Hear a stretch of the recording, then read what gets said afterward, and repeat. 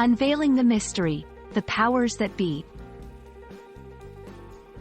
Hello, everyone, welcome back to our channel.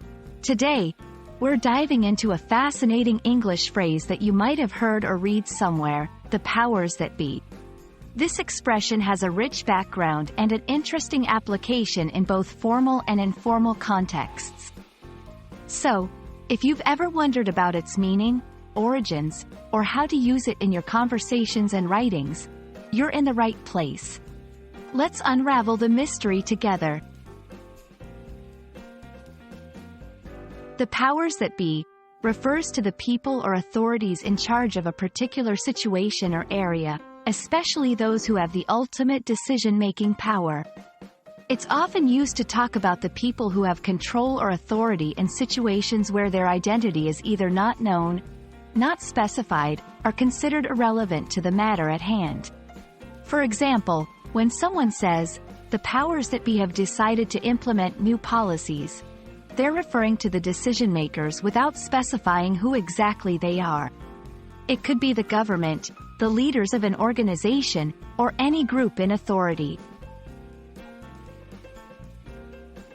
The phrase, "the powers that be," has its roots in the Bible.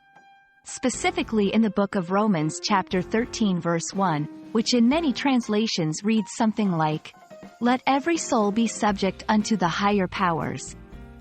For there is no power but of God. The powers that be are ordained of God."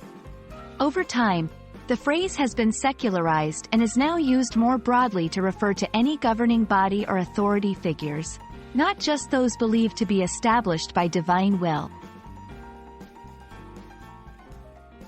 Using "the powers that be" correctly in a sentence can add a layer of sophistication to your speech or writing. It's perfect for instances where you want to reference authority without being specific about who or what that authority is. Here are a few examples to guide you. The powers that be have yet to make a decision on the matter. We must wait for approval from the powers that be before we proceed. The powers that be are considering changes to the current system. It's important to note that while the phrase is versatile, it's more commonly used in formal or semi-formal contexts.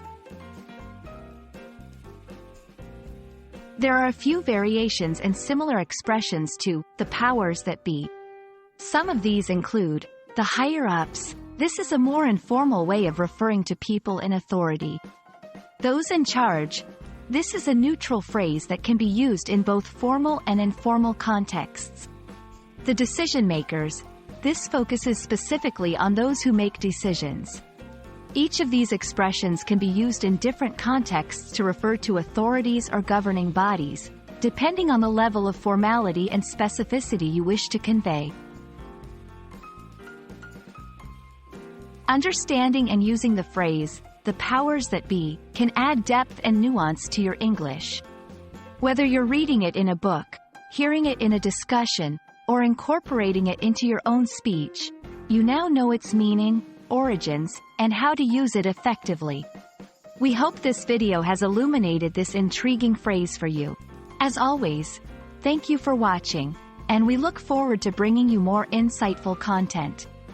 Happy learning, and see you in our next video.